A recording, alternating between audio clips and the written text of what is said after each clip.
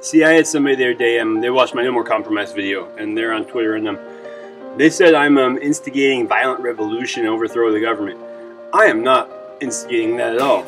I am instigating a movement in this country that should be the leader in reaffirming our constitutional principles and foundations. And I do say that what we have now, the government the way it is, it needs to be pretty much scrapped. I mean, we have corrupted it to such a point with so many laws that it is no longer, or it is so far from where it began, that I don't see how we could take it in its current form and bring it back, constitutionally speaking, to where it should be. I mean, it would take really repealing 200 plus years of laws.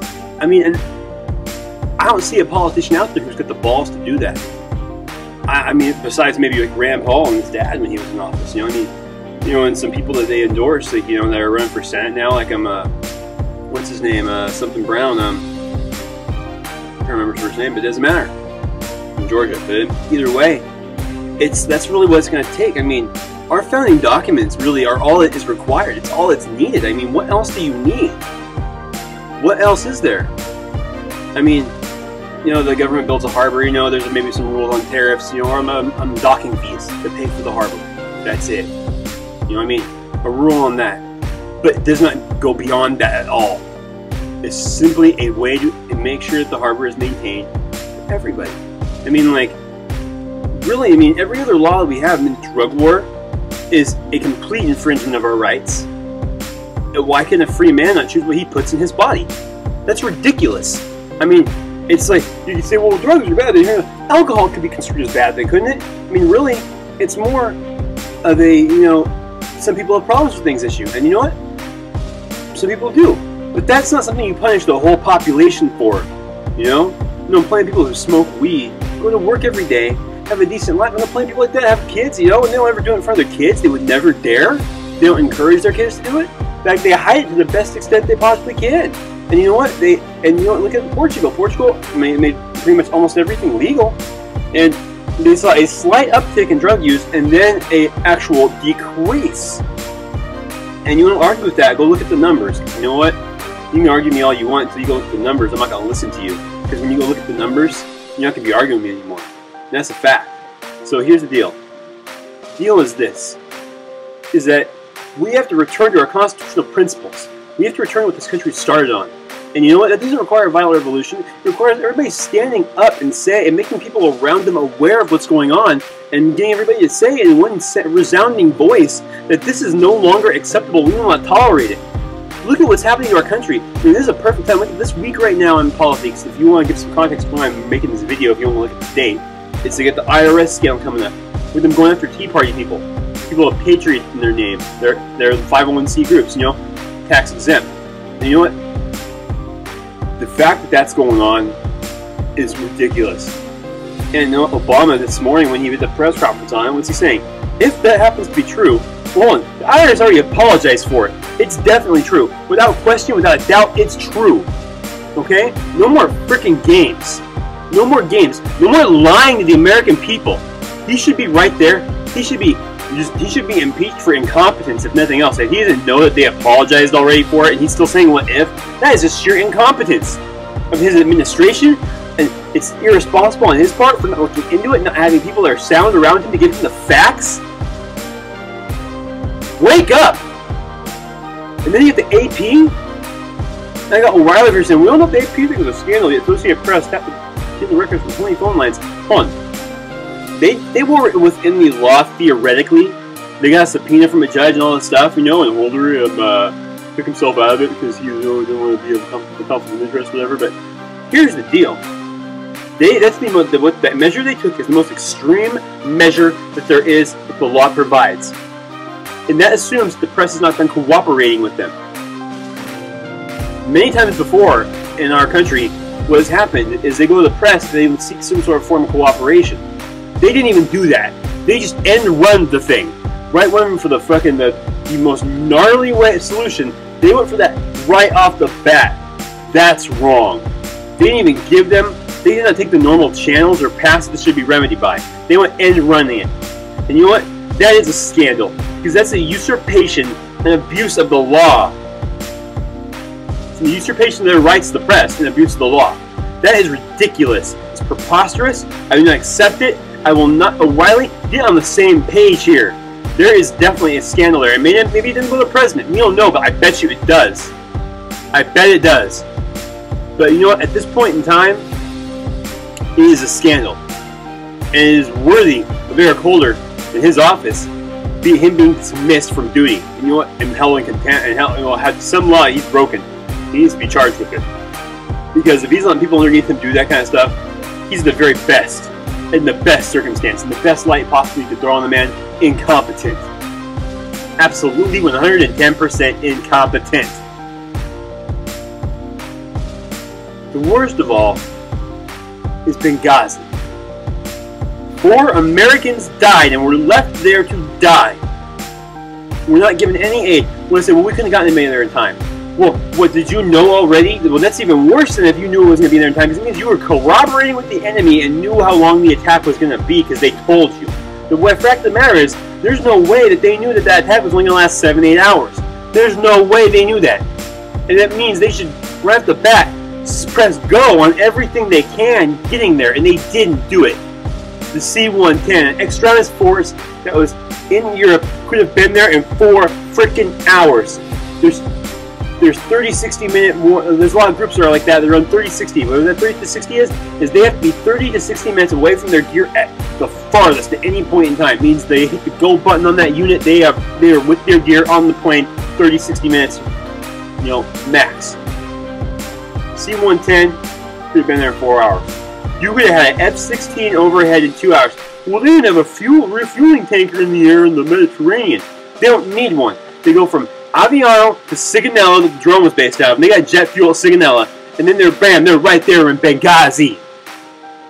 And they hit Sigonella on the way back too. Hit it both ways. They got the fuel. They got it. In fact, you know what? They could just be going back and forth Sigonella. They get a rotation going on, where they get like 8-10 birds in the air, and you got Sigonella. Pilots could probably rest Sigonella. I guarantee Sigonella probably got a cot to put the pilots on. You know what? No reason to go back to Aviano if there's a problem. They have the plane go back to Aviano. We got warning light in the system, so they go back to Aviano, have maintenance and put another plane out from Aviano to Sigonella. Go back for Sigonella, Benghazi, back and forth like that. Bam! Taken care of. You're ready to fire out. You've put one F-16 overhead on full afterburner, 100 feet off the ground, and fucking raise that motherfucking shit. You're gonna bust everybody that doesn't know what's coming to your drums, and they're gonna run in fear because they know what the motherfucking things are carrying on them. Hellfire, firepower that can be put to the meat to the bad guy. He left them there to die. To die. I'm gonna tell you for a fact they could have got C-130 there too. C-110, C-130, F-16s all could have fucking been there. And then you know what? The Fast Force. They didn't even start. They didn't even press go on that. You got the one guy, forget his freaking name, who's in charge of it, testifying in Congress. They cut me out. They didn't even bring me in on this. You know, like the questioning or anything. They didn't give me anything to do with it. Why not? They had the force meant to deal with this. Why would you not put them in action? Who cares if you don't think it's going to go on more than 8 hours or like whatever? It doesn't matter. You don't know that. They didn't know that going in. I said, you know what? The fact of the matter is that if they knew how long it was going to last, that's even worse. It means they were corroborating with the enemy.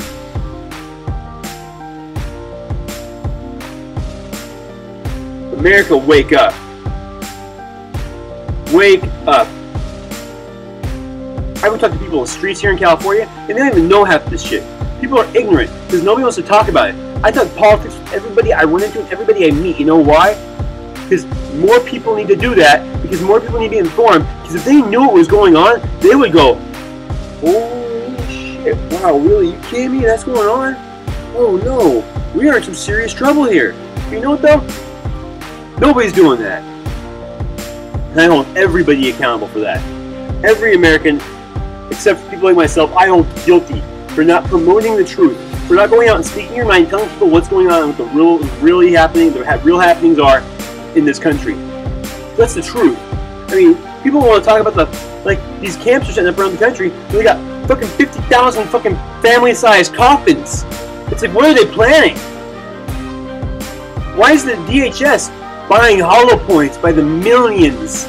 Buying bullets by the millions? It's way more than they need for training purposes and to keep their supply up, believe me. Especially when the bullets they're buying for the pistols are hollow points. You don't practice with fucking hollow points. It's not cost effective, motherfucker. You practice with an FMJ round. Full metal jacket, not a hollow point, it's cheaper. The very worst, they got bad management, need to be investigated for that if they're buying hollow points to practice. That's just fucking stupid. We all need to get real right now. You need to wake the fuck up.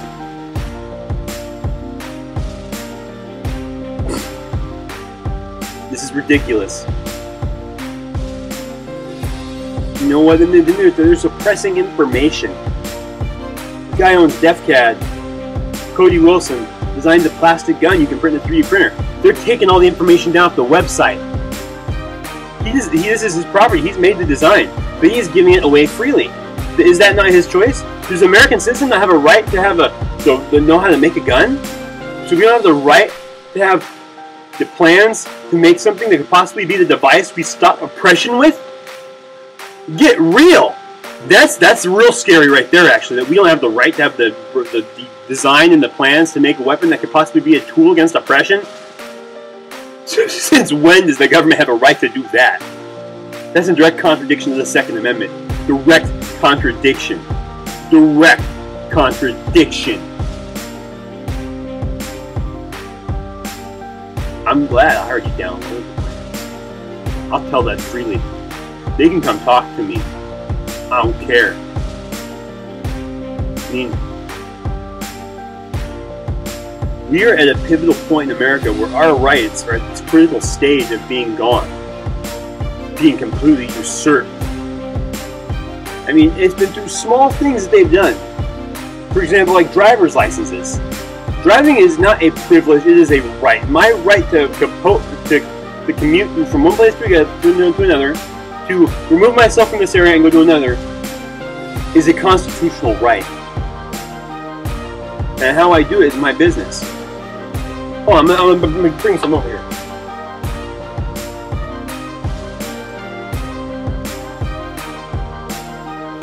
This right here. This I got one for a judge.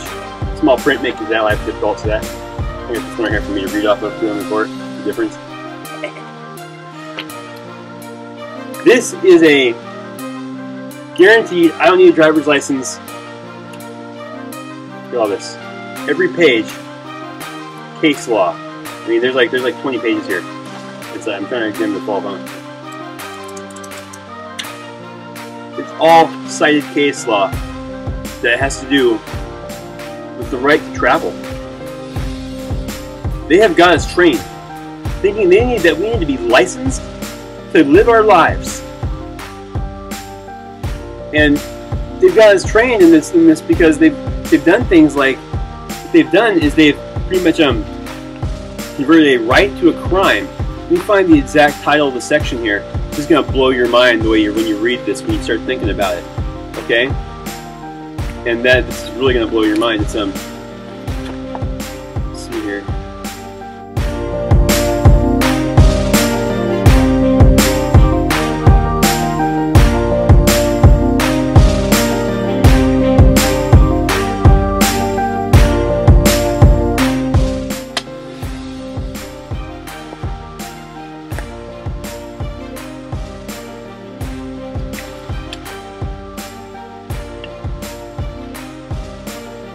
I'll keep talking if I can't find it.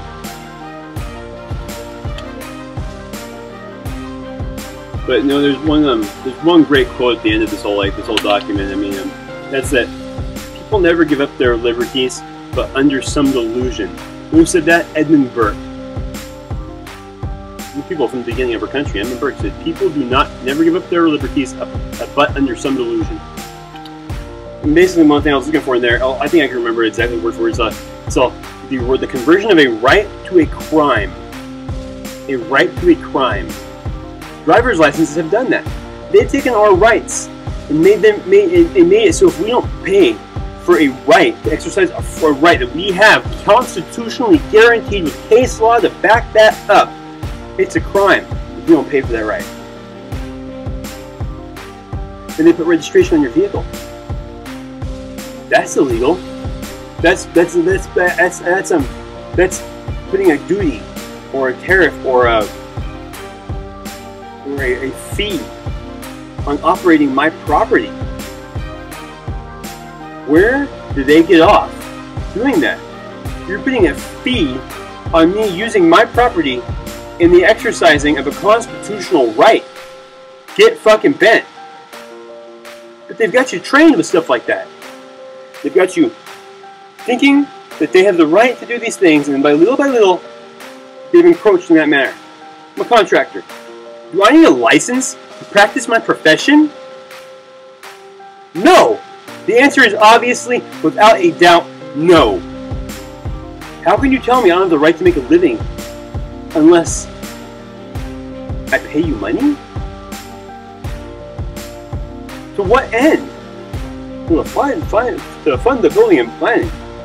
Hold on. What's building and planning? Standards and precedents, right? Which are a good thing. And builders should keep up on that. They should adopt the most modern techniques. And if they don't, they do a poor job. That's why we have a court system. Not a licensing people to make a living system. Get real. We all need to figure this out. We need to realize what's going on here. Right now, the house I'm at, I'm trying to work in the front yard, but the thing is, I'm putting a new sewage pipe in the front. They put a stop work order on me. You know why? Because I need a permit. I need a permit for maintenance on my property. That's preposterous. Why do I need to pay you to maintain my house? Get out of here. Go away. I'm not an unreasonable man, to make a point here. I'm okay with paying for a permit to hook up a new utility. I hook up to the city sewer. We all in together. I'm willing to pay for that. Because they have to come out and do that for me. But I'm paying for a service that I want and desire, and I feel is fair that they charge me for that because they have to pay that guy. That's reasonable. I'm even okay with a new building permit. If I live in a neighborhood, a community, a residential community where I have people within so many houses are within, say, 20 yards of each other. You know why? Because I have to make sure that I have proper drainage on my lot, so that the lot is graded properly. That way, I don't, when it rains, flood my neighbor's house next door from the runoff from my lot. That's fair. That is completely fair. Because you can't, the part of the thing about freedom is you can't encroach on somebody else's.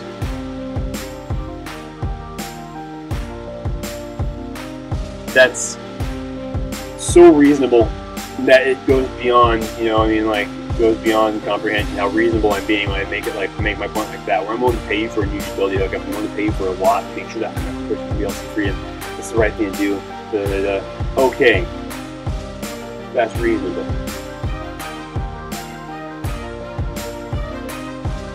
I'm not some jerk who doesn't want to give the government any money when they deserve it, when they're providing a service actually. However, I do not accept the standards that we've all been harnessed to. And we all need to get real quick about where this is all going. Because you know what? It doesn't go anywhere good. We need to stand up right now, inform our neighbors, inform each other, talk about this, not let the media, which has been a tool mostly, the tool for the apparatus, but that is the federal government. Stop listening to the ones who are lying. Fox is the closest thing, and I take issue sometimes with them by putting it lightly or too lightly because they're worried about, being construed as radical. And I understand that actually. When you're the only honest news outlet out there, it's like, you're trying to win people over and you don't want to seem too far over. But why should they have to do that when they're telling the truth? It's sad, really. It's really sad. We need to get real about what our constitutional rights are. How things that they've told us are a privilege are really things that are inalienable rights, guarantees by the Constitution. The very fact that we're born gives us those rights. not them granting me a license to use my property, a license that I need to drive something that I own on a road that I pay for. Our taxes pay for the roads. I pay for my car. So what right do they have to tell us that we can't use them? We need a means to make sure you're driving safely. Hold on, if I'm driving unsafely and I'm committing a crime, like hurting a fellow human being or something like that, then in that case, you should put me in jail. I've infringed on somebody else's freedom, have I not? And hurt their ability to move freely about the country by damaging them, their property, whatever, or anything like that. That's a civil matter if I get in a car accident. It's not something that is it's not something that requires regulation. We are lost. And we all need to wake up. That's why I put this up above whenever you see my videos. I no longer consent. You know why? Because I don't consent to an onerous government. Tweet that on Twitter with that hashtag and say why you no longer consent. Hashtag I no longer consent and why. And then hashtag I no longer consent again, tweet again, and say what you're going to do about it. I make videos, I talk to people. I don't pay my license, I don't pay my registration. And as you can see, I got this up because I'm going to court over it. You know why? Because am I going front? Because you got to do something about it. You got to tell them no.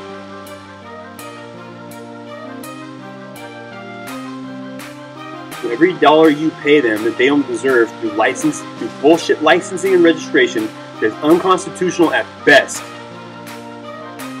Guess what? You're like a slave giving the master money to buy a longer whip.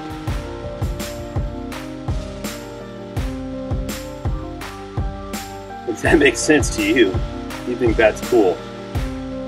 You should have gone to the USSR back when the Soviet bloc was still in action, but you could have been right at home. You've been like, my people. Get real. Read the Constitution. Study the law. Get all this case law. Start reading it. Pages and pages and pages and pages and pages. Verify the references like I have. All legitimate right here. All legitimate judicial precedent and case law. Start reading up on it. And get prepared. Because the battle's coming. This doesn't have to be like the whole reason I started this guy's saying I'm promoting a violent revolution. No, I'm promoting intelligence. I'm promoting people being informed. If we get informed, we can stop this without a revolution. Like I say, pray we do it by ballots, but prepare to use bullets. That may sound radical, but our founding fathers were radical, patriot, rebel outlaws. Benjamin Franklin, George Washington, Edmund Burke, Samuel Adams, Thomas Paine were all outlaw rebels for the British, who were what? Oppressors.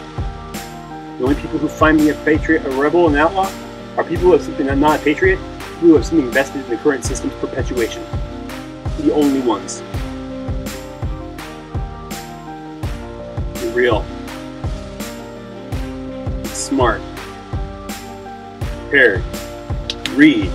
Go to court. Fight for your rights. Inform other people around you why they should as well. And you know what? Stop giving them money. Stop giving them money. Giving money to the master so he can get a bigger whip on your back. Start getting informed. Chuck Berry's for the USA. That's what I stand for. I stand for the USA. I am not a terrorist. I am not a freaking rebel or an outlaw. I am a patriot. And all who wish to label me otherwise, you yourselves are traitors against the American country that we live in. This great nation, the greatest experiment in the history of the world, you are the enemy of it. Stand with what is right and stand with your truth. Do not compromise it for anyone. Your truth is yours and yours alone. The only person who can take it from you is you by giving it up.